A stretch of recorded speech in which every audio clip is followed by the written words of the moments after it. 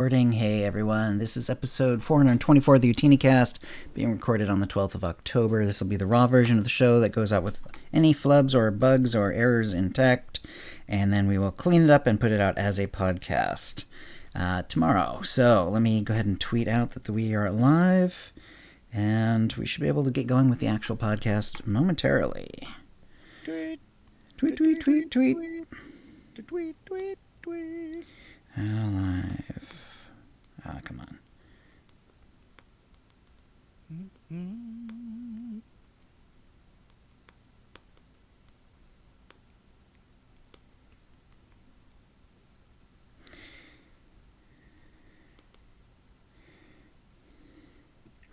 There we go. All right, I'll retweet it, and we'll be able to get going, I think. Cool, let me retweet it as well. A mere 424 episodes. Oof. It's a lot. Alright, let me adjust my show notes here so that I don't block my chat. Yeah, I've got a real... I've got it down to a science now. I'm like exactly where everything goes. I pretty much did too, but now I'm trying a different thing now where I'm actually doing it from the Stream Manager page, so I had to adjust a bit. Stream looks fine, so I'm going to pause it. I always check it out and then pause it. Let's see, test on this. Okay, yeah, good. Just want to make sure. Once every month or so, the microphone decides not to work right. Remember that happened the other day, or the other show, I think it was, or maybe it's 2 shows ago. Anyway, this microphone? No, my microphone. Right. OBS, it's working. My microphone is working, but OBS decides it's going to revert to default microphone, which means nothing essentially. For some reason, It doesn't consider my UBS microphone to be the default, even though it should be, and I think is in the system. Whatever. I think it happens when updates happen. Yeah, that does seem to be like when it's most common. Hey, Tsunami. All right, so are you ready then, Kitty? I am ready. Chill. Okay, I'll have a little water and we'll get going. Chug-a-lug, Donna. What is that, a 70s show reference? Twin Peaks movie. Oh, okay. Oh, let me actually... For some reason, I've still got my brace on. I don't need it for podcasting. Makes you look cool, like you just were like... Yeah, like a real gamer, because I've got carpal tunnel syndrome. No, it looks like you're like, sorry, I was shooting some hoops right before, I had a couple back-to-back games, no big deal. No bigs. All right. No biggie. I'll going in 5.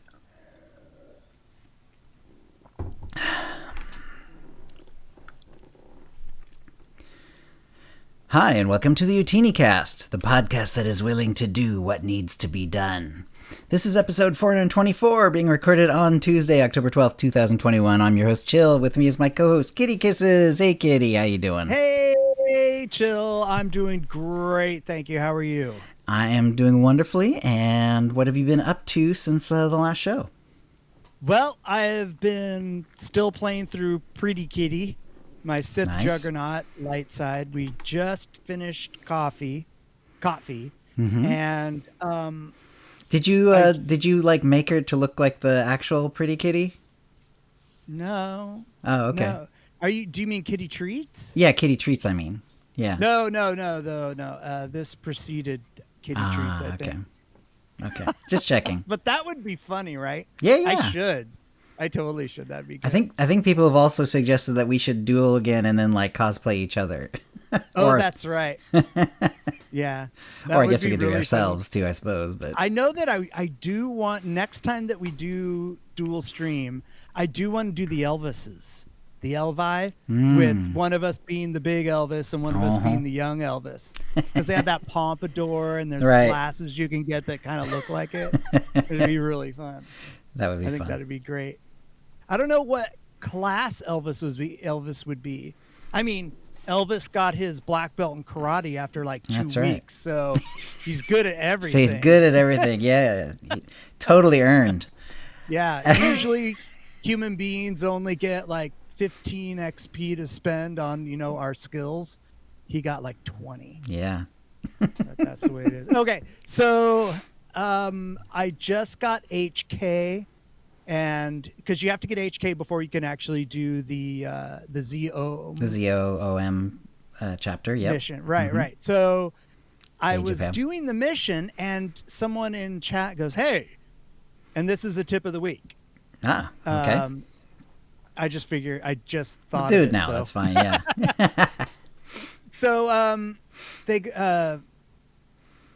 he goes, "Hey, do you have all the unlocks for this, the achievements?" And I went, "What? For the HK mission? You know, where you designate what HK can and can't kill, right?" Right. And I go, "Well, do you mean like doing all no kill or all yes kill with HK?" And I thought that's what it was. I thought that was the only variant that you could have on it. Mm-hmm. And he goes, no. You can shoot other things in the target field. Right. And I didn't know about that.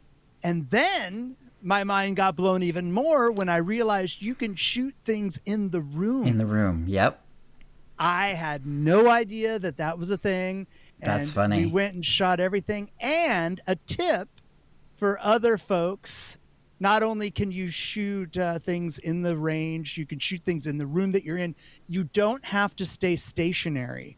You can go anywhere in the room, click on whatever it is that you want HK to shoot, and just click the button and he throws a grenade or he shoots it, which is great. Because when I first started doing it, for some reason, I thought I had to be next to HK while I was doing that. Ends up you don't have to, which is great. Another fun fact is that, let's say you're playing with your friend and you guys are really chummy and you're, ribbing each other and all that kind of stuff. If you bring your friend in there with you, you can have HK kill him. Nice. I tried it with a companion and it wouldn't let me. You can also choose to have HK shoot himself. Oh, wow. I had no idea. And you can that have one HK I didn't know. You can have HK shoot you or not shoot you. That's like a ton of stuff in there that I didn't even know existed. And it made me so happy because after playing the game for almost 10 years, you kind of know quite a bit. So whenever something comes along that I don't know, I just get so excited. Yeah, a couple of those details I didn't know, but I knew about the other ones in the room. Like you go to the back side of the room and there's like a couple on one side, one kind of way in the back, and a couple on the other side. And there's an achievement for hitting all those things that are out in the room too. That's one of the achievements. That's cool. Yeah, no, I didn't know you could have HK kill you or not kill you or whatever. What happens, I'm not going to spoil it, but just try it out when next time you're down there. Next time we do ZO. Yeah, whenever that happens, I'm just like, what else don't I know? What else don't I know? And I learn stuff every now and again, but sometimes it can be pretty few and far between. But that was great. I'm just like, yes, that means there's more out there that I don't know and I want to know.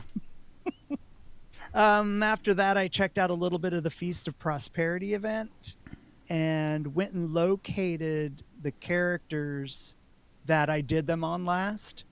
So I had one Imperial character that did it and one pub character that did it, and just kind of stuck to those two characters. Yeah, I think I more or less did that too. The way that I found out, because I wasn't sure exactly who did it, you have feast coinage.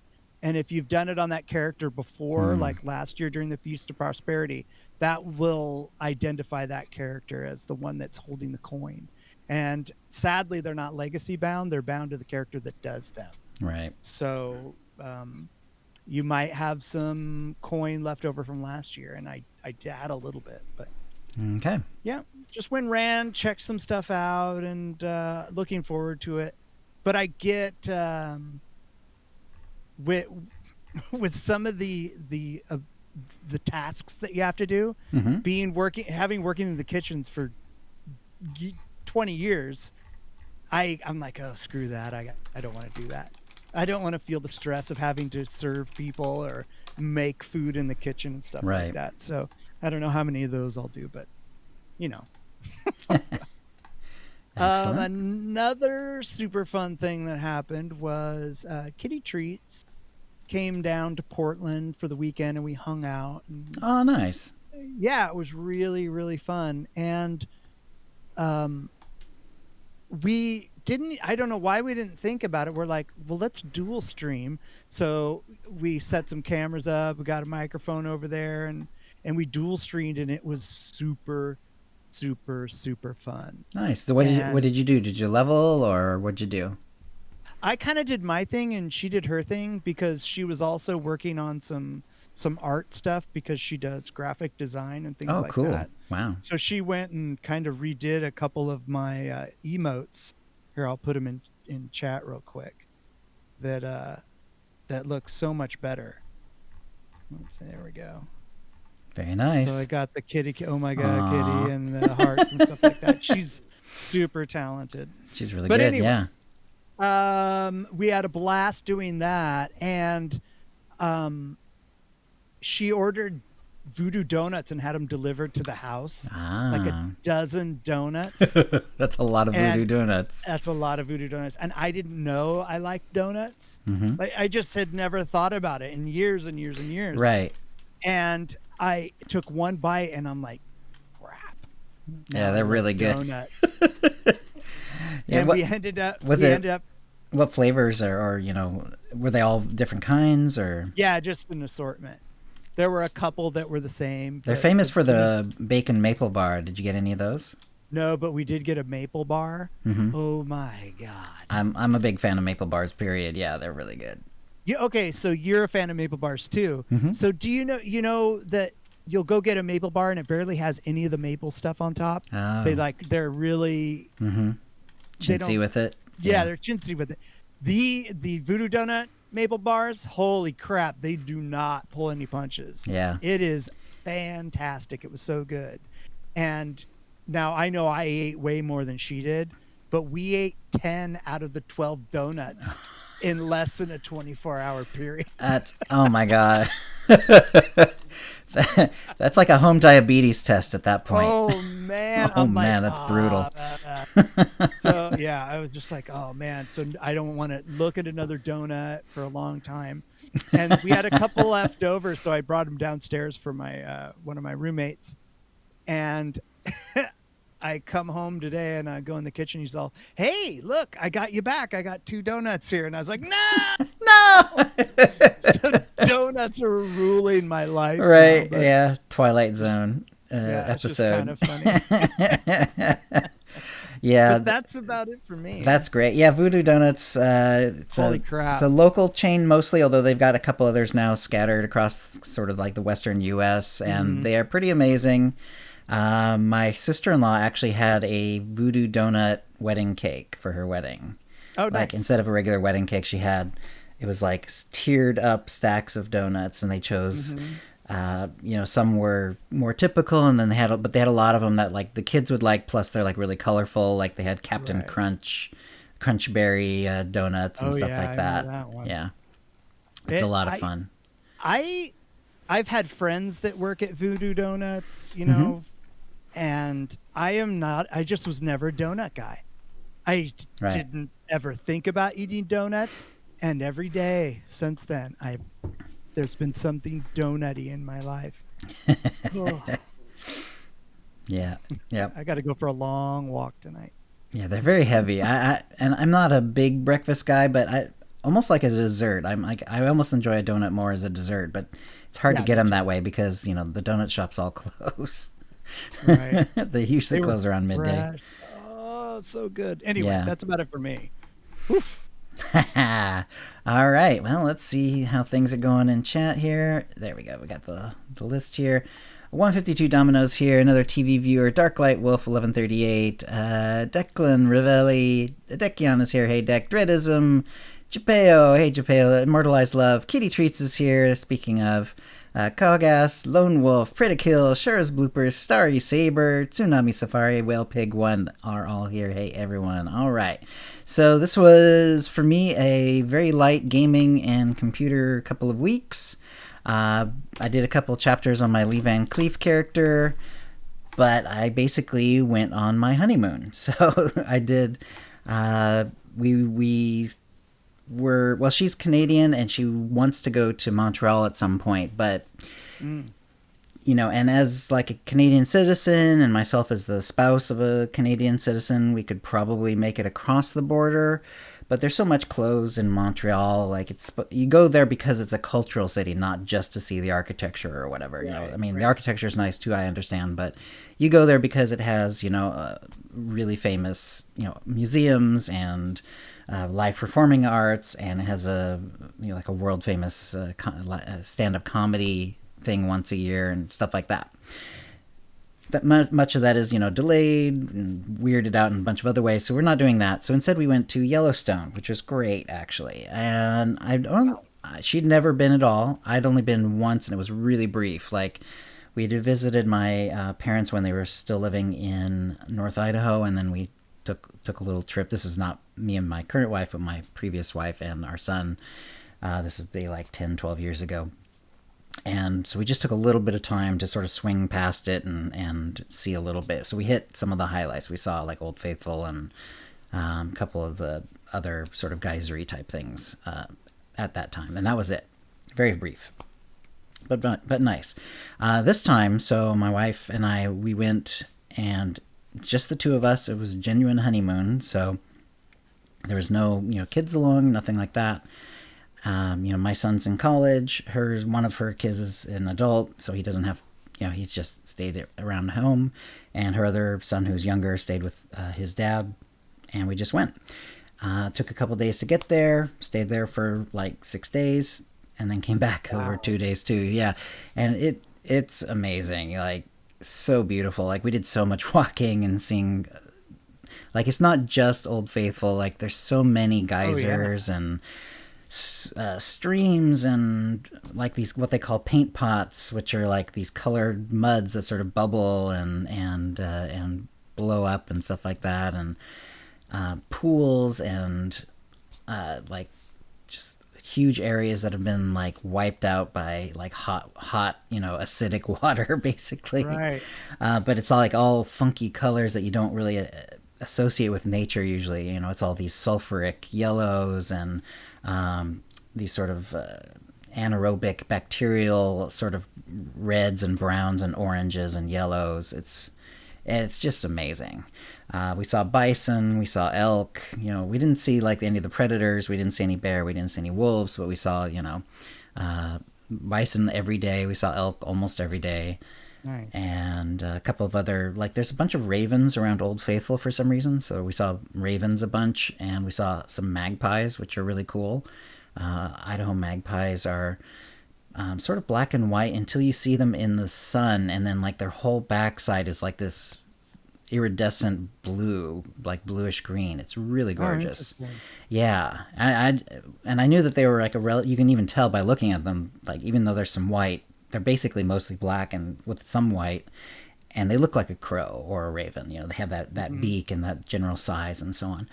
And then they like hop into the sun, and it's like, whoa! It's like bright iridescent green and blue kind of cool on their backs over the black. Like, it's black, but then it's iridescent as well. So it's really gorgeous. Anyway, really cool. we had a great time. You know, it's surprising, like, because I didn't really have a honeymoon proper with my first wife. We were married kind of young, and we were still getting our financial feet under us and all that. So, you know, we had a nice wedding, but we didn't really do any sort of honeymoon to speak of. But this was really nice, and you know, really gave us a chance to cement some things, and it was really good. So that's awesome. Yeah, so Yellowstone, really one of the natural wonders of the world. Highly recommended. But yeah, there's that. Yes, absolutely. It was really great. Absolutely. So, where did you guys stay? On your 2-day trip, like when you're driving back? Okay. Any place in particular that you stayed that was cool? Not super. We just found hotels along the way. So on the way there, we tried to go a little bit more than halfway each day. It's one of those trips that's like, if you were young, you could make it in one day because it's like 12 hours worth of driving, you know, and then with a little couple of little breaks and rest, you could probably do it in one day, but we're not going to do it that way. That's not the fun way to do it. You're going to get there and you're going to be exhausted. So we did it in 2 days, and we tried to make it we might try to make it a little more than halfway each way. So we made it to the outskirts of Boise on the way there, and on the way back we ended up in LaGrange in Oregon, sort of eastern Oregon, near the river. We of course took the 84 back. So it was really great. So wonderful. That sounds great. Awesome. Good for you guys. Yeah, looks like Darklight Wolf wants to go to Yellowstone, so I highly recommend it. What we did is we found an Airbnb that was sort of near the west entrance, and we ended up staying there. So, cool. That way it was like 20 minutes to the actual park, and then we just went all over. So, yeah. As far as SWTOR goes, basically we left like shortly after the last episode, and of course with all those days gone, then we came back on Friday. I got here like late Friday, and so I really haven't done too much in SWTOR. Did get a few chapters done on Lee Van Cleef, and it's still fun to do the whole 19th century thing, and only use about half of his abilities, the actual gun abilities, and not the high-tech abilities. But it's fun to see that story again. And also because he's like super, super dark, I'm doing like the Good, the Bad, and the Ugly character, the bad character from the Good, the Bad, and the Ugly. I've definitely seen a few options I've never seen on like any character that I can remember, even when I've done other dark side characters. So, including like just completely just standing up to people that you would never want to stand up to in real life, stuff like that. It's really cool though. So anyway, sounds fun. That is fun too. He's almost done. He's like on chapter 16 of Kopfi, so he's got Kopfi, then all of Kotet, and et cetera, et cetera. No worries though. All right, that'll bring us to the tip of the week, and we had your tip earlier, Kitty, and I just did a little mini one myself. Basically, and this is a variation on some things we've sort of touched on in episodes past, but there's no confirmation really on how crafting is going to go in the next expansion. It's usually something that they sort of hold back from like the testing. Like maybe it'll show up late in the testing, but we haven't. I don't think we've seen any of it yet, as far as I can tell. Now I just got back, so it's possible, and I have not been on the PTS, so it's possible it's in there, and it's just not showing up in the show note, like in the notes that I've seen. But it's usually something that they kind of hold back on testing. They don't really bother testing it too much. Anyway, but based on past experience, we usually whatever sort of the end game stuff is in one expansion is not usually going to stay that important in the next one, but it could, like certain things like the embers, which come from 306 gear. It's possible that they're just going to keep the embers and they'll still be useful, but maybe you'll need like 5 times as many of them or something like that, or who knows. But usually they kind of go by the wayside, like they'll be all new mats for the new level of stuff. That's more typical. And so if you've been like spending the entire expansion sort of slowly building up embers and not really using them, this might be a perfect time to sell them. I have been selling quite a bit of mine, and you don't have to go all in. I still have like 40 or 50 in my inventory, so if I really need them in the next expansion for whatever reason, I will have some. But they're selling for as much or more than they have at any other point in the expansion. Nice. There has been a lot of like credit inflation over the course of this expansion, more than in some other expansions, I would say. So like even in early in the expansion, embers, when they were really hot, were going, briefly they went for like 1 million and more a piece, and then they settled back down pretty quickly to like the 400,000 to 500,000 level. They've actually been creeping up over the course of, say, the last year or so, with no signs of going back down yet. But what happens is then there will be an expansion, and that'll sort of throw things up in the air. I'm just kind of assuming that like either the price will freeze, like I don't think they'll be able to go up anymore if they're not end game materials. It's possible that they'll sort of hang around in this sort of region, but they might drop down quite a bit too. So we'll see about that. But this is not a bad time to be looking to sell embers, I would say. So I would say look at your your materials, see what you've got a bunch of that maybe you're never going to end up using. I've done this a few times now. not just the embers, but I've been going through the regular mats. If I have over 5,000 of something, especially if it's not, gonna be, if it's not something that I know I'm gonna end up needing a lot of for some reason, I can sell 1,000 at a whack and get multiple millions of credits all at once. I now have like more credits now than I ever have before, and I've never been a great GTN person. I've never been great at playing the GTN market, and still I think like I'm probably close to 300 million credits at this point. So, yeah. Which for me is a lot. Like for me, that's a lot because I do tend to spend them on things. Like I will go in and I'll be like, you know what? I haven't gotten a new tuning in a long time. It's like now the tunings are like all crazy expensive. They're like 50 million and 80 million credits or more.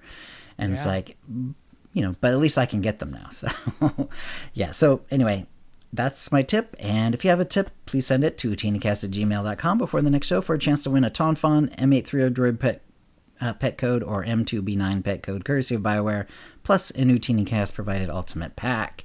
And that'll bring us to the Mind Trap. Let me have a little water here. Sippy time. All right. The Mind Trap, we have the Feast of Prosperity, and it actually just started up today. It has returned. And so we asked, will you be participating in the Feast of Prosperity for the next show? And the four options were yes for the new items, because there are new items. Yes to get old items. Yes for other reasons, or nope. And we had 245 votes, which is sort of an average-ish amount, I would say, for votes for us. And so actually nope actually won, which is kind of fair because nope was all together and yes was split up. If you just took yes or no, the yeses won. But as far as single categories go, nope won with 38.8% of the vote. Yes for the new items was the winner among the yeses, 30.6% of the vote. Yes to get old items was the loser at 10.6%. And yes for other reasons was 20% of the vote. And it seems like, based on some of the comments that we get, and I'll go into a couple of them, that like just seeing the big boss fights and just going through the event again, stuff like that, or sort of some of the other reasons that people had for it. So either social reasons or because they enjoy the boss fights. And Kitty, how about you? Are you going to be diving in? I think you've already touched on it a little bit, so you're definitely in the yes camp, but why are you doing it? Yeah, I want to do it because there are some of the items I want to get. Some of the clothings are very, very unique. And yeah, I have to be versatile if I'm going to be doing Nightmare Mode Space Barbie. You got to have it all. Last year, all I wanted to do is get the emotes. And I got all the emotes. Nice. So, and I don't think that they added any. And they're not unlockable, though, so you have to get them on every character. Yeah, you have to have them on every character. Same with the clothing. Same with the armor. They're not bound to Legacy, which I think is a little rough. It's a little rough. But yeah, some of the pieces of armor look really, really cool. The boots on the new one are just like, ay. I need it. I gotta have it. I'll have to check it out. Yeah. I didn't notice the boots because I did check out the new outfit, and we'll get into that a little bit later. And but I didn't notice the boots. What was special about the boots that makes them desirable? They look like they're wrapped, and any kind of like I always like the wrapped clothing or the. Okay. Is it wrapped over skin or wrapped over like regular boots? It looks like it's wrapped over regular boots. Okay. But they're kind of they seem like they're snug, and they're a lot. They go up a lot higher than the normal boots usually do. Right. So they're very unique like that. I'll have to check that out then. And then the head slot is really cool looking too. It's like a head wrap with just your eyes kind of poking out. Yeah. Which is really, really unique in the game. So there's different variations of that head slot with your eyes poking out, but this one in particular is really, really unique looking. Really, really cool looking. Very sleek. Yeah, that part did stand out to me as well.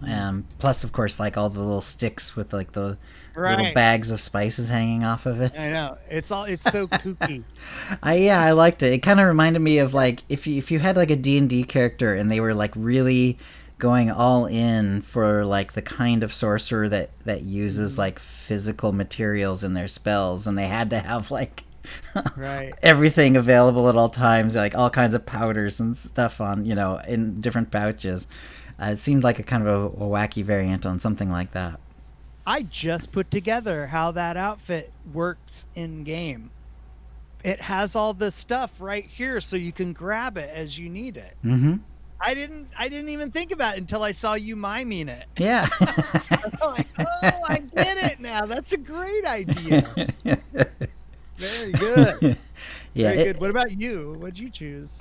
Yes, I think yes, and also for the new items, mostly for me. I'm not quite into this Nightmare Space Barbie, but I definitely like some of the new stuffs in the game, and I could have said yes to get the old items as well, because I got the emotes on a couple of characters, but most of them no. Because I think I said that I was doing it on 2 characters earlier, but now that I think about it, I think I did kind of split it up among my 6 sort of mains, and some of them got way further along than others, and it was a big mess for me. So I'm sure most of them don't have the emotes and stuff like that. So there'll be an old item getting that I'm going for as well. Nice. So Teresa responded, which was, and she said it's always fun to hear from her. She said yes for the new items, but really I like the ridiculous huge world boss hunts, especially now world bosses are giving some sweet loot. 25 tech frags and world boss equipment crate goes out to every person who's level 75, which is pretty cool. Cool. Jedi Zen said yes for new and old items, as well as just to have fun. Carissa said, I really enjoy this event, and there's some neat items you can get, plus the world boss hunts. So there's kind of everyone's sort of like mentioning the boss hunts and everything. That seems to be like a big part of it. Yeah, I noticed that a lot of the world bosses spawn really, really quickly after it. Mm-hmm. After you take them down. However, I do. Yeah, they know do that, come a lot faster. Yeah. I went and Frostfang. Mm-hmm. I was over there today, and they had taken him down, and I think that one is on a normal spawn timer. Like, they haven't sped it timer up on that one in particular, but the other ones are just like boom.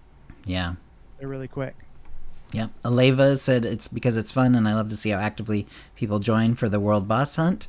AFK Gamer said they should add world boss hunts to more events. Once a year, the world bosses are being like, "Yay, people!" and the rest of the year, it's tumbleweeds flying by. It's true. I sometimes say this on my stream. There's definitely like some NPCs that like never get attacked. Like I've actually attacked NPCs because I'm in some weird place where like a couple of them are, and they never get attacked, so I attack them.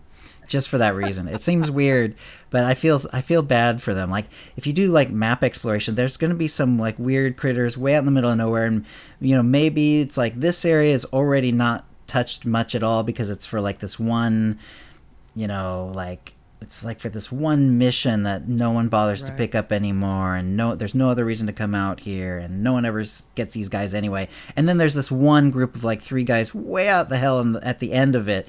They're never gonna get to see any fighting, so I just kill them just for fun, just so they can brag. Just so they can be happy. Finally. It's very kind of you. I appreciate that. Let's see. And then Graham said, to be honest, I ticked yes for new items, but the whole thing is so repetitious, I'm not looking forward to it. He must be talking about like the regular missions. Some of those like the delivery mission, you're delivering the food, and then there's the cooking ones. They're kind of fun, but if you were really grinding them, I could see where you'd find them repetitious after a while. Yeah. And then he said, how many gosh darn Wookiees we'll have to hug in December. Yeah, referring to the life event. And then Sotor could stand or needs to make things a little more fun for loyal players. In other words, for people who have seen these sort of things before. This is, of course, a recurring event once a year. This is only the second time, so hopefully not too many people are as bored with it as Graham is. But obviously, the more times the event has gone on, the more people will have sort of been there, done that about it. Which is why they have to add a couple, sometimes they add new missions, sometimes they add new items, stuff like that. And then one of them said, Bruno said, to get the one bugged achievement, they fixed it, but it was after the event was over in 2020. And there are achievement hunters out there for sure. Let's see. And yes, because I didn't do it last time, and I've played multiple times for all the other events, so it's something I really want to discover. And yep. And one of them just said, "I'll try to take part, but haven't yet due to work." And that sometimes happens. Life gets in the way for sure. And let's see. And then yep. And that's about it. So. Yeah, I'm looking forward to jumping in and seeing some of the the delivery missions and stuff like that again. I'll be interested to see if there's any new missions. Haven't heard word of any, but it's possible that there are. Okay. I didn't notice the world bosses are always kind of a kick anyway, because you go out there with a group of people and just beat everything down and stuff like that. Also, if you're around the world bosses, usually if you have your chat on, just general chat, there'll be a group forming, or there will be a group forming. So keep your eye on that, and then you'll just switch instances, and there you go. Yeah, and I'm sure if it's like last time, then for the Jar Jar Joyrides, it's like either it'll be completely about the event, or we'll do something reasonably short and then hit the world bosses right afterward. That sort of thing. Right. All right. And that'll bring us to the Holo feed, and let's see. So, events for October, as sometimes happens, the event list came out shortly after our last episode, but so one of them has already completed, the Pirate Incursion. That one has just finished, in fact. The Feast of Prosperity has now started. We've been talking about it already. If you don't know what it is, it's level 20 plus. It's about the Hutt cartel, sort of, and there's some fun stories if you follow through and you sort of finish the missions and sort of gain a little bit of reputation and whatever with these guys. They give you more and more story, and basically, but the upfront story is like the Hutts feel like they've gotten a bad rap across the galaxy, and they're trying to buff up their reputation a little bit, and so you get to see where it takes you from there. So there's new Feast Trader's Armor Kit, new Roast Skick Belly and Feast of Prosperity poster decorations. There are, from the last one, Feast Attire and Feast Preparation Hat, Feast Ingredient Transport Mount, which is one of the sillier ones in the game. I kind of like it, though. The Hairless Mudhorn and Earthen Thurb Mini Pets, Feel the Groove, and Toast Emotes. And by the way, most of the emotes are like really good ones. Like, they're ones you'll probably want to have.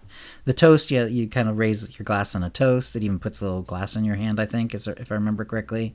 And Feel the Groove is a fun like dance sort of thing. The Overstuffed Backpack and Food Launcher Toys and more. Yeah.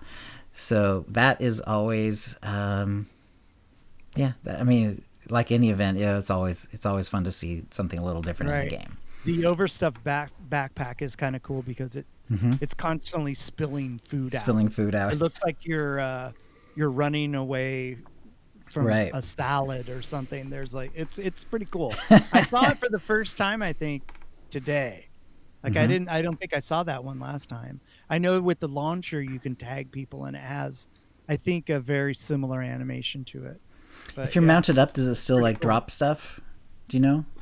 I don't know. I'm just curious because I know that the mount does. Right. And I was just thinking, there's mounts that drop things, like the McKeb, the Macron one drops leaves behind you, or it's rare. It's like a rare chance, but the Lucky 77 swoop drops coins behind you. Oh, right.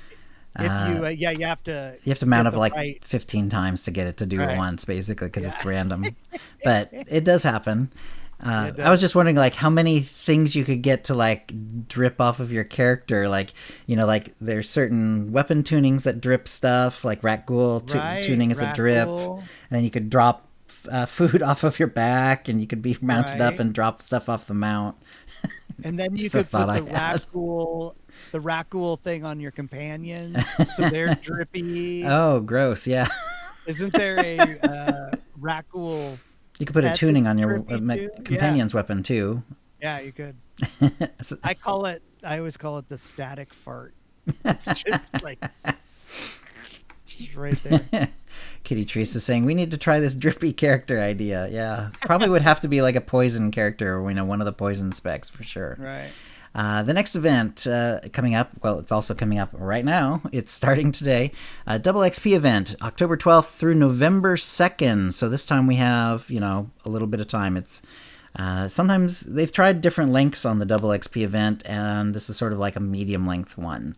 So it's not like 2 weeks. It's really more like 3 weeks. And it's they've done a month ones longs before. They just, apparently that's a little too long. So they're kind of splitting the difference and going for 3 weeks. Basically, it's double XP, double Valor, double Renown, and more. Or if you, for some reason, you are not really going for that and you really do want to sort of experience things at the normal level, there's like a token vendor on the fleet. You can go and kind of turn it off for that for that character. Yeah, I have actually, or as little time as I've had to play, I have already had people asking me, like, are you going to level up someone in double XP? I probably will, but I haven't thought of who I want to do it for or as. So, How about you, Kitty? Are you going to take advantage of the double event in any way? Renown, XP? Probably not. I mean, I have been thinking about the Renown and trying to get a bunch of characters up to 100, all 8 classes up to 100. But every time I start that, I just go, I mean, if it dropped a mount for it, then I would do it. But it's funny, just how all it needs is that one little carrot. Yeah. Right, exactly. It's like, so go ahead. I might do it, I might not do it, but most likely the game is so easy to level up in. Yeah. And especially if you're subbed. Yeah. Yeah. And having playing the game for a long time, I know all the little secrets. So I don't really need it. So we'll see. And because I want to do the story and stuff like that, I've never really had, because one thing that you see some people do once in a while is they'll say, like, okay, how fast can I get from like level 1 to 75? And they'll actually start from like the moment, like they'll time it from like the moment they hit, they've created the character and typed in a name and hit play. And like from then it's like, boom, we're timed and we're just going to run all the way to 75. And of course you could do it a heck of a lot faster in double XP. It's just not the sort of thing that really appeals to me, So exactly.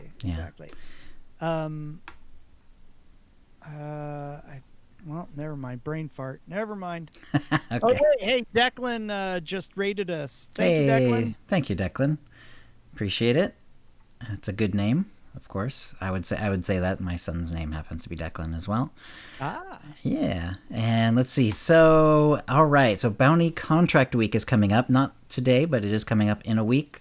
It's starting the October 19th, going to the 26th.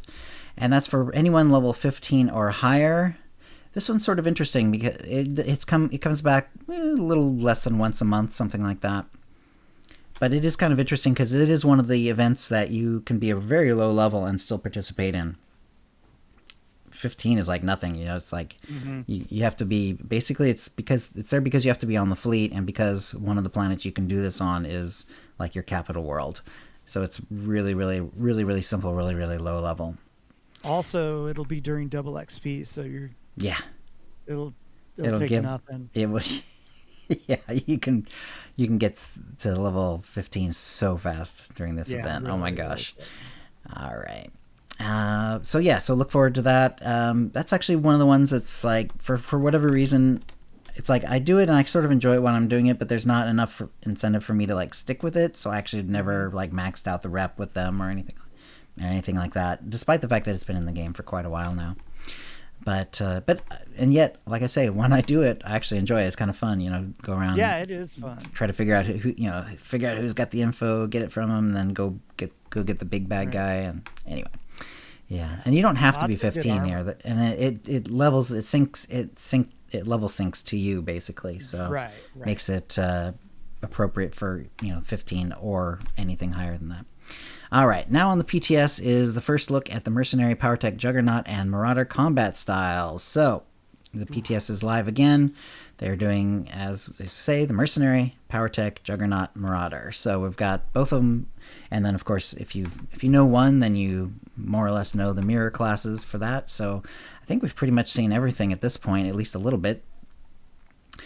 And you can in fact do the ones that were on previous tests as well. So you could go back and do a Jedi Guardian, the Sentinel, Sniper, Operative, Assassin, and Sorcerer as well. So let's see. In the Sith Warrior and Bounty Hunter's current state, there's quite a bit to learn and memorize. You need to understand active abilities, passive modifiers, selectable utilities, and how they all work together. Our goal is to make these relationships clearer and easier to understand while also ensuring the class retains its identity. To achieve these goals, we're identifying key aspects of the mercenary power tech, Juggernaut, and Marauder to understand how players both perceive and utilize the class's abilities. Our focus is to equip the player with knowledge and understanding of these abilities so they can make impactful choices when it comes to ability upgrades and customizations. To make these classes feel less encumbered and customization more concise, we're working to reduce the quantity of abilities, but ensuring that the classes remain distinct and unique. So this is more or less what they've been saying at every time. Like, every class is basically getting the same treatment, where the ability bloat that has sort of slowly happened. There was a lot of abilities, even but even pre-Hutt Cartel. There was quite a few abilities in the game, and every expansion, essentially, one of the things you would look forward to is the new ability. And once in a while, it was a slightly upgraded ability, like you get 2 stacks of something or whatever. It's just, they started doing that over the last couple of expansions, where you wouldn't get necessarily a new ability, but you get sort of like an improved ability or an ability with an extra charge that would then, go on cooldown and stuff like that. But yeah, but there's just an awful lot of abilities in the game, and every one of them. So they've been like paring it down, and like some of them feel rough. Like we've seen with some of the other classes, like people are, not happy about having to choose between 3 abilities that they're used to having all 3 of them before, and instead you're going to have one of the 3. So it can be a rough. A rough thing to do to pare back these abilities, because people get used to certain things. So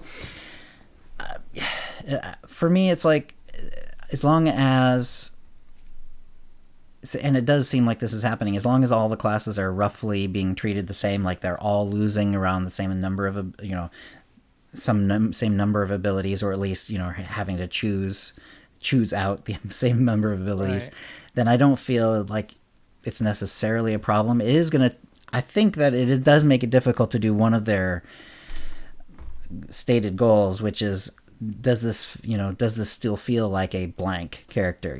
Like, can you still feel like a Guardian tank if in your and the dash are, and you have to choose between one or the other and you can't do both anymore? Is it going to feel the same? Well, it's not. It's just not. Of course, it's going to feel at least a little different. The question is, like, how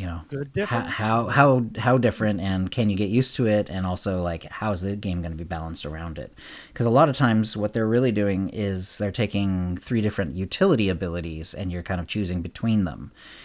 And to some degree, that kind of makes sense. Like, to a degree, these choices tend to be along the lines of, better for solo, better for PvP, better for raiding, and hard flashpoints, stuff like that. But still, like, Mad Dash is still a utility ability, and if you're a tank, it's also, you get a little bit of extra tankiness, right, while you're dashing, and it's like it's not a perfect one-to-one comparison. So we'll see how it goes out. But yeah, I think that it will, it's sort of coming together. We're seeing, like, how the combat styles are evolving, and yeah, and so far it's like I always see at least a little bit of complaint about every class when it comes out. Yeah. But it never seems to really, like, it doesn't seem to be like a huge groundswell either. So it's, I don't know, if someone's saying, like, like, no, that's not true, mercenaries, like, everyone's unhappy about them or whatever, then please let me know, because I have not had enough time to fully research since I got back. But it does seem like I've seen a couple of unhappy people, but most of them seem to be, like, pretty reasonable. And again, I think that's partly because they're seeing that, okay, this is happening for every class now. Like it was a little bit more in the first one when it was like the Jedi Sentinel. It's like, oh my god, like half the abilities are gone. It feels like, and it turns out like some of this was what we're talking about, where you have to choose between abilities, but some of it was just because they hadn't bothered to put like the interrupt and a couple of other abilities that actually are not going away into the PTS. So fortunately for the second one, they kind of got rid of those. So to be more accurate, they brought them back. So that helped us figure out, okay, this is what's actually going on. All right. I think I might go onto Test Center and check out Juggernaut, because I've been playing through a Juggernaut right now and I'm pretty familiar with it. So it might be kind of interesting to go see what's going on. Right. But I am both excited and a little scared. But what are you going to do? Right. You can put in your 2 cents and let them know, like, how that's you what they want you to and- do, actually. Exactly. I mean, And that's they're literally asking you, everyone, to play on the PTS and give them the feedback. So, and now's the opportunity to do that. Exactly. So if you're someone who's like really into a particular class, definitely check it out. Definitely give them the feedback. This is what they want. This is what they're asking for. And it's like, there's no other reasonable way to do it. I mean, I guess you could sit back and gripe, but then why didn't why didn't you participate if you really cared that much? So anyway. Yeah. Also, a good tip is, instead of just writing down "it's stupid and sucks," try to be as specific, honest you can and specific as you can about it, and hopefully that'll help a lot more than just whining about it. Right. At some point, I don't know when, but in past expansions, they usually have done like all of the flashpoints and the operations and stuff like that. And they're starting to, I think we're starting to see some of that, but it'll be fun it's always interesting to see some of the later test stuff, like the stuff that they want to hold off on testing until the very end. Just to see, and it makes sense because like they have to kind of worry about like what are the combat styles going to be in. They have to sort of firm that up before they can really balance the game, because how are you going to like test an operation and it's like, oh well, half the abilities are different and gone or just not available or whatever. Oh, but we've reverted this one and this one's merged now, and now we got to rebalance the operation. They can't do that. So I'm sure that like all this sort of like the last minute stuff is going to be interesting to see. So and gamers are some sneaky people. We'll figure out like some exploit that's going to make one thing more powerful than it, and then they're going to have to adjust all that stuff. But I think I'm much more excited than I am worried. Right. If anything, to just play the game differently for a change. And who knows, maybe it'll change my favorite class to play. It could. Yeah, Starry Saber is saying one of the main issues with the combat changes is taking 2 key abilities and forcing people to pick one over the other, which is true. That and moving key class abilities to later levels, which is, that can be difficult as well. For me, it's like, as long as you get it by the end, of course, you can always argue, well, you have it at the end game and then you can just figure it out from there. But it's true, like they've always done a pretty good job and a pretty like focused job of trying to make sure that people are learning their class along the way. So they'll give you an ability, and then like a couple levels later they'll give you the little augment to it so that it now does like a proc. It's like, oh, okay, I've got this new ability and it's kind of whatever. Oh, now it procs this other ability, and now I see how that comes together, that sort of thing. And they've always kind of done that step by step. So if some of the important abilities are being pushed right to the end, that does mean that the learning curve is being pushed to the end as well, which is something I'm sure they are cognizant of, but hopefully it's not going to affect things too badly. Starry Saber also says, with the PTS, I wish they would open it to move to more players, because having it for subs only restricts the testing market. And that's true. I would agree with that. I guess I understand I guess the idea of having the subs only is like it's yet another benefit of being a sub. maybe it's also sort of a way to say, okay, should be for players who are like actually a little bit knowledgeable about the game. You know, put a little. You know, they have a little enough interest in the game to actually have sub to it, so that you know they can't. Potentially, they could be like overwhelmed with trolls or something like that. You know, if it's like, oh, you know, they'll allow anyone to go PTS. You know, SWTOR. So let's just go all bomb their test server. I don't know. Maybe that's the concern. It's the concern I would have if I was them. Let's put it that way. Yeah.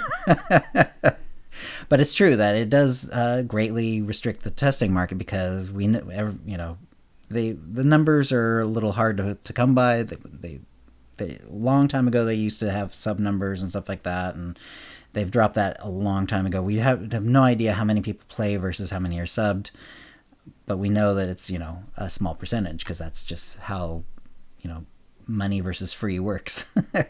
Right. Anyway, even if you put I always forget it. It's not free to play. It's not the subbed. It's the other preferred.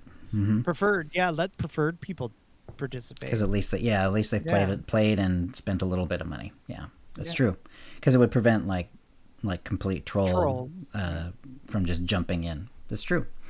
All right, moving on from the test server, there is something new it's actually on the BioWare site itself, and it's a cosplay character kit for Lana Beniko. So there's a link to the character kit in our show notes. It's the bioware.com/digital media. There's actually a bunch of stuff for a bunch of other games as well. Some of them are cosplay kits, but there's a lot of like backgrounds and stuff. And in fact, for SWTOR, there's actually these like animated backgrounds. Like there's one for a cantina, there's one very Sithy one, there's one very Republic-y one, and there's a bunch of them. They're actually animated, and the idea, I think, is that in addition to like a static background, which is pretty easy to do, you could actually, if you wanted to do something with like a more of an animated background, you could actually do it with that, which is very cool. But there's also the cosplay kit for Lana Beniko, and they announced it as, we are ecstatic to announce we're building out cosplay kits for our community members who want to bring SWTOR characters to life. There's always been a strong cosplay presence in the SWTOR community. It's true. In fact, like that's always kind of a highlight of the live cantinas, is that there's always people there in costume, and there's usually a cosplay contest. And we want to take the opportunity in providing this part of our community with these kits prepared by our art team. Whether you've been cosplaying for several years or just starting out, these kits will be helpful in building your creations. Beginning with Lana Beniko, we will be releasing a variety of character kits throughout the rest of the year. These kits will focus on several different details of the build of each character, including close-up high-res images, a 360 turnaround, references for materials, and color palettes, and a little bit more about Lana. With her serene and considerate manner, one might mistake Lana Beniko for a Jedi. She is, however, a Sith Lord of great wisdom and strength who has impressed many of her peers in a considerably short period of time with her keen insights into the nature of the Force. It was Beniko's treatise on the perceived moral parallels of Jedi and Sith in battlefield settings, as well as her passion for unraveling the truths and secrets behind the Jedi, that brought her to the attention of Darth Arkus of the Dark Council. She has since become his most trusted advisor. And then there's another link to the Lana Beniko cosplay kits. And those are really cool. It's a really cool idea. Yeah. Yeah. And certainly like Lana is definitely like one of the characters that I'm sure I have seen Lana cosplay before, and I'm sure that's like one of the more common ones for sure. There's of course Revan, although he's not specific to SWTOR, he's Old Republic in general. And it'd be interesting to see which ones they'll be doing next. Obviously, if you're doing Lana, you have to think maybe Theron's around the corner potentially. That's what I was thinking. Yeah, Darth Mar would be pretty amazing.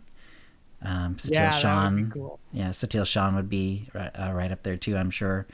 If you're doing Mar, kids, don't poke your eyes out. Yeah. Those shoulder spikes. Those shoulder spikes are. Yeah, they go out pretty far. This is really cool. I first thought it was going to be companion customizations, and I was like super stoked. And then I went and checked it out, and it's a real. I didn't even know that this existed. Yeah, they basically show you what the gloves look like from different points of view and different pieces of her armor set, and to give cosplayers like a really good look at it, and that's that's so awesome. I love that. Yeah. I mean, I'm not a cosplayer myself, but I always see people, that do that as like that. I love it. It's like, yay, wave that freak flag, man. Yeah. It's one of those things. And I'm not even a cosplayer, but it's one of those things, I'm sure, where it's like the more you get into it, like the more details you realize there are. Like, even though she's a character in an MMO, like it's not a real person with real armor or anything. There's so many little details. Like, even looking at the headshot of her in her gray, there's sort of her gray armor. You can basically see it from like the armpits up, basically. And there's already detail. I'm looking at, there's like details that I forgot, or I maybe I didn't even ever notice before. Like, Cloth. she has her little cowl, which I knew about, and it's like there's a turtleneck under it, which I sort of remembered.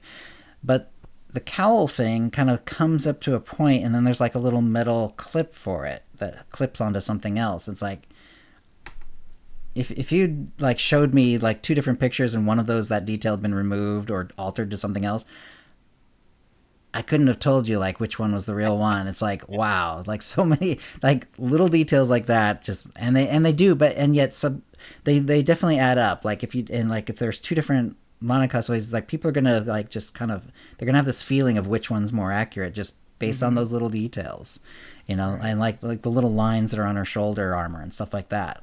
Right. So, yeah. They even go into the textures on those, which is really, really cool. So you'd be able to nail those textures in real life, which is fantastic.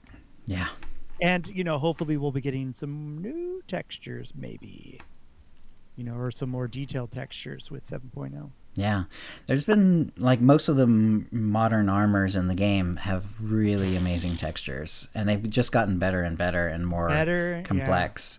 Yeah, so nice. And I love the more of the newer ones that are coming out have some sort of like little animation to them, like the headgear will pop up, or there's like a shoulder crossbow that comes out, and they have just been knocking it out of the park with the new outfits. Yes. Back in the day, I used to go, no, yes, no, yes, and I'm like, yes. I need that one and that one and that one and that one.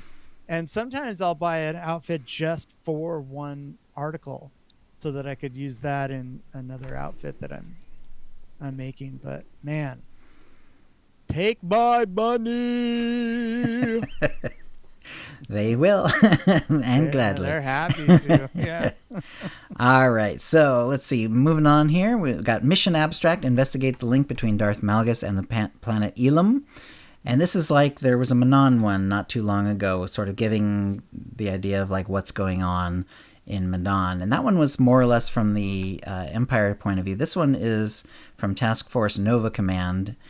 And it's a little bit more, Republic-y. Let's see. So basically, travel to the planet Elam and examine a connection between the ancient Sith ruins and a relic stolen from the Jedi Enclave on Dantooine, which, of course, was the whole point of like the last bit of story that we've gotten. Due to the historical nature of the discovery, my archaeological experience, and my work on Ossus, I was chosen to assemble a team and lead the investigation. I gotta go potty. I'll be right back. That's fine. All right. We've got, I don't want to go into too much detail because it is worth like actually reading if you're interested in like the story that's going to be coming up in the upcoming expansion. Like, this is why they did the Manon one as well, sort of give people a little bit of political and historical background on one of the areas that's going to be used in the story. So this was the Elam one, and there's a couple of really nice pictures, some sort of archaeological site, and it's very cool. Recommendation: the above cautions, combined with centuries of Sith occupation, have no doubt left many unknown dangers in place to punish the unwary. To ensure our best chances of securing the data we need, the forward team will include only those with the right combination of experience and skills. My Padwar, Sahar Kateen, is well trained to assist me in overseeing the mission. The following are my key personnel who will submit their own staff recommendations as needed. And so then they have Master Gan Anok, site security, Dr. Mike and Aura, Materials Analysis, Roland Aoun, Chief Engineer, and Specialist Turiz Eto, Artifact Extraction and Transport. Find the secure holocom channel and datapad tracking enclosed for progress updates. May the Force be with you, Denholm or Jedi Master. So, again, I don't want to necessarily, give the whole thing away in case someone really doesn't want to know this extra information, but it's really cool. And if you're wanting to find out about Ilum, this place that we're going to be doing something in the expansion, then this is a good place to do it. All right, then we do have a few things that came up from the devs here. So the devs are still hoping to do live in-person cantinas when it's safe. But as he says, this one was answered by Eric. And he said, love the question. I can tell you that internally we also overwhelmingly enjoy the cantinas, and we truly miss how long it's been since we've been able to see folks. Right now, to protect the safety of the team and any players who would attend, we're not comfortable holding an event in person. Makes sense. I'm glad they're choosing, caution over, a forced normality. So as soon as things are in place where we're comfortable hosting events again, you can bet you'll see a return of the cantinas. When that day comes, I look forward to seeing you there, Eric. So, yay! Yeah, I'm looking forward to that too. Right. So there was sorry to cut you off. No, I've never been to the cantina, and I know Celebration's coming, and I know that they haven't announced anything, but hopefully there's going to be some sort of cantina at Celebration. There usually has been, but who knows, We'll have to wait and see. Right. I don't know.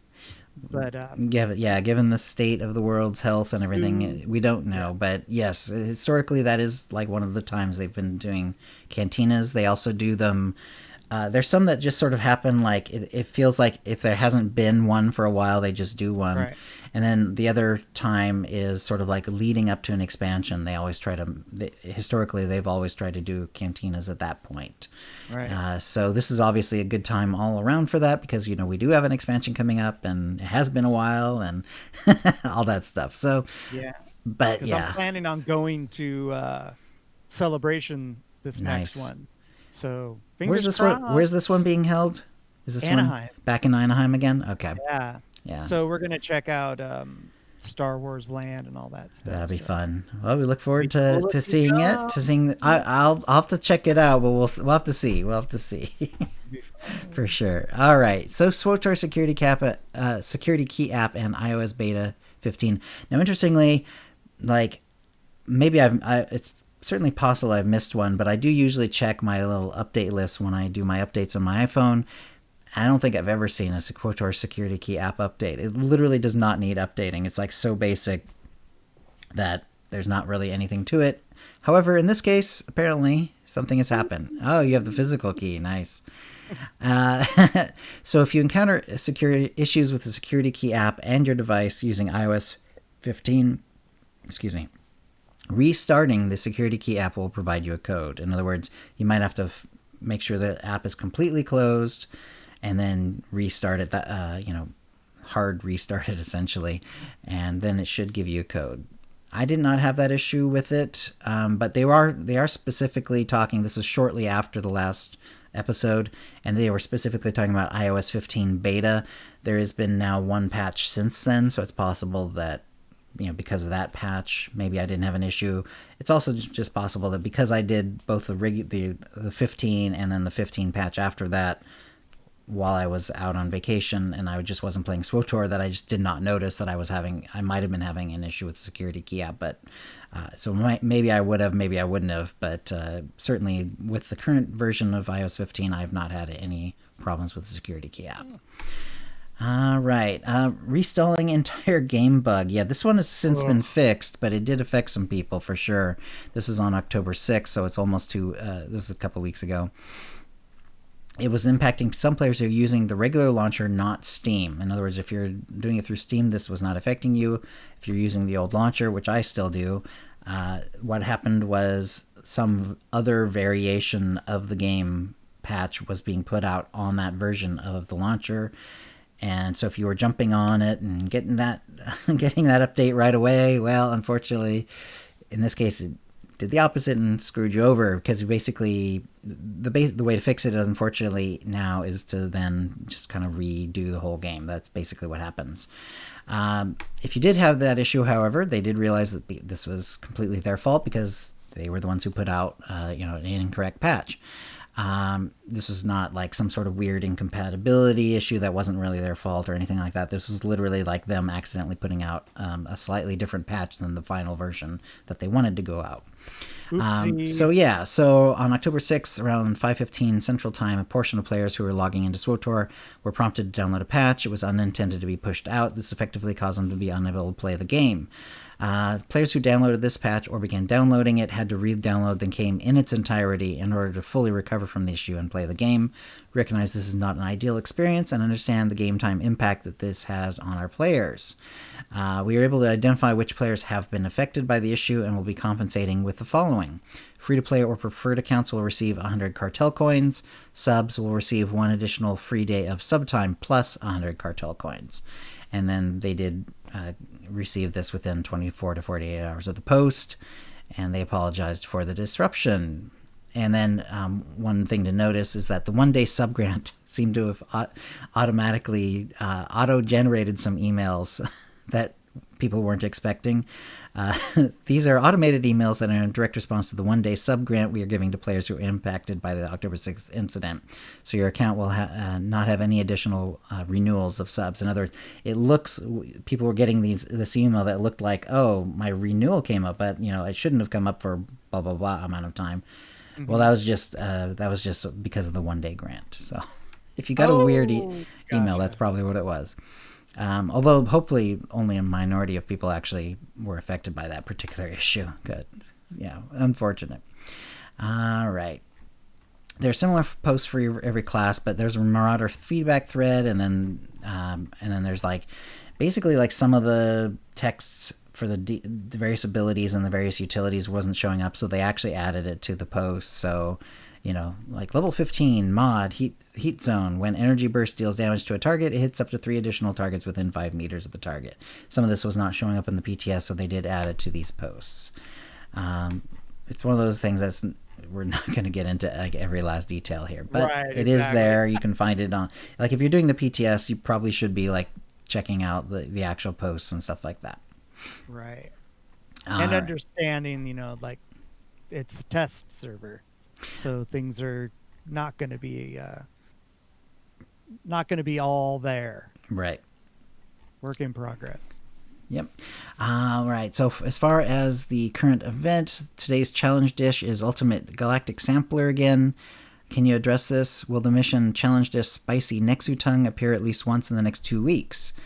And then she wrote back, missions are randomly chosen every day. That said, there's a 50% chance the challenge of the day is Spicy Nexu Tongue, so chances are high you'll see it soon. So, yeah, this is something that would be unfortunately if you actually got it every day, the wrong one, so you couldn't actually finish the event, but yeah. But usually something that's 50-50, law of large numbers says you'll probably see it many times over the course of it. So it should be okay. Something I did notice just in general Star Wars news is Lego Star Wars Terrifying Tales looks like fun. It's getting a little bit of buzz. Apparently some people are really enjoying it. There's a couple of funny little pictures and videos and stuff like that. I don't know if anyone's had a chance to check that out, but I'm planning on checking it out soon. Lego Star Wars, but just the Lego in general, they seem to have a lot of fun doing their thing. They come up with some really fun little stories, a lot of humor, amazing Lego-based effects, just really, really well done. And I'll be interested in seeing how that goes. So, is there anything else sort of Star Wars interested that you're looking forward to seeing? Because I know there's an Ahsoka series coming up, the Obi-Wan one. Is there anything that's specifically Star Wars that you're looking forward to, Kitty? Obi-Wan is my favorite character in Star Wars, and I am just chomping at the bit to see that. But I'm also, I can't wait to see the Book of Boba Fett. That could be interesting. So fun, and It's so close. It's so close. It's coming up. Yep. I can't wait to see it. What about you? Yeah, I think both of those are going to be way up there. I've not checked out like the sort of like the anime, sort of Star Wars thing.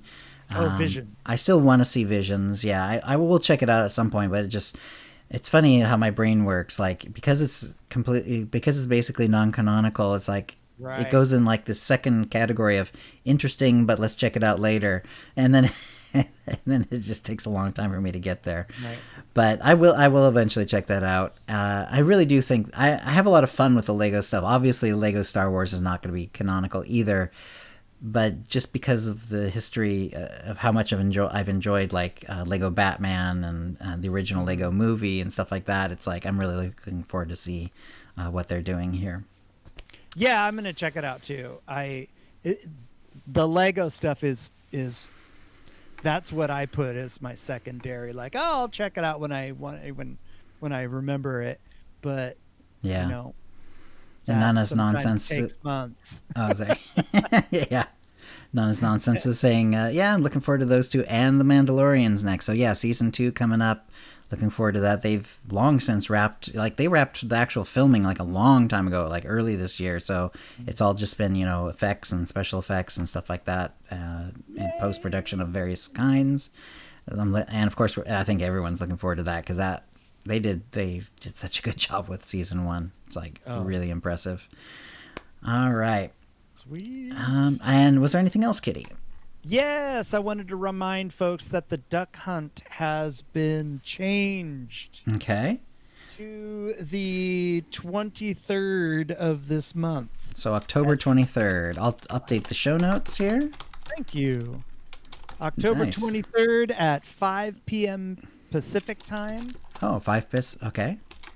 And that starts at 5 p.m. Ducky doesn't mess around.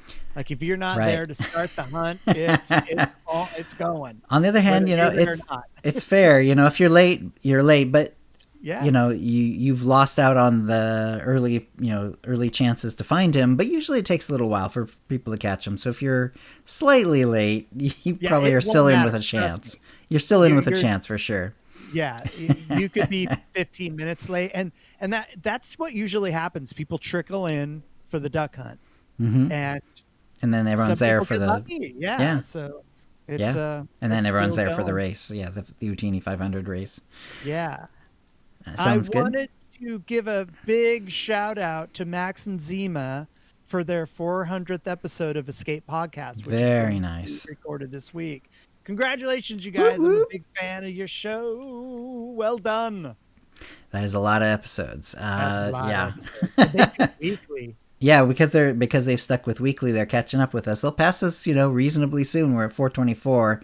So, sometime in the next, I guess, about roughly a year-ish, if they're catching up at once every 2 weeks. Yeah, right. That's a little bit less than a year from now. They'll catch up with us in numbers. I think it's a little easier because I'm starting to think that Max is an android. Like, he's part robot or something, because he's on there. He's on. Yep. I got one last thing, and that is the Halloween costume contest. Right. Villains versus heroes. If you'd like to enter, take a screenshot of your tune that you wish to enter, DM it to, and I'm sure there will be a link in chat. It's Bell's hashtag 1168 via Discord screenshot. Your tune, your hero and villain. Wait, and your hero or villain. Which hero or villain you're portraying indicated on your DM, which server you're on, the tune name and faction. Special characters will need an alt code or the prize will be forfeited. And I see lots of stuff. Yeah, I see the judges are going to be Sith Lord Brit, you, KittyKissz, and Big Snack. So there we go. That's great. They're going to have fun. You all three of you will have fun with that, I'm sure. Yes. So yeah, definitely check that out. If you've done any sort of hero or villain character that you think would be good, do that. Check it out.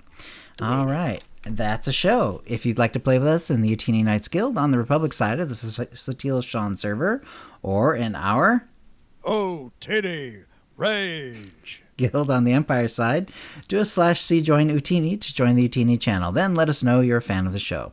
You can email questions and comments about the show to OotiniCast@gmail.com. Follow us on Twitter using @OotiniCast. You can find contact details for us on our website, OotiniCast.com, which includes how to subscribe using iTunes, Stitcher, and the rest. We record the show live bi-weekly on Tuesdays, 4 p.m. Pacific, by streaming at twitch.tv/OotiniCast. Our theme song is Doomsday by Jean-Paul Zogby. And thank you to the chat room. Thank you, chat. Mwah. And we'll see you next show. All right. Thank you for coming, everyone. That was great. And let's see. We usually do a raid now. So let me go to... I have to get to the right thing here. That's not it. Sorry. Hang on. Let me back up here. Boop, boop, boop, boop, boop. Okay. There it is. Now we can go raid someone. Let's see.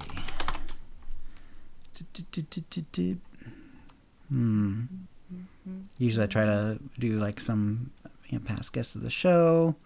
Let's see. I'm looking as well. Yeah. Let's see. I'm not seeing anyone I really recognize. Go ahead. I see someone on that I know. Okay, who? Let me, I will put it in Discord, a link. Okay. Boop.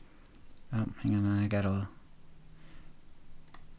find the text there. Alright. I'm Socks. Alright, let's go check out I'm Socks. And thanks for coming, everyone. Alright, here's, let's see. Actually, I won't stop the stream. I'm going to stop the recording.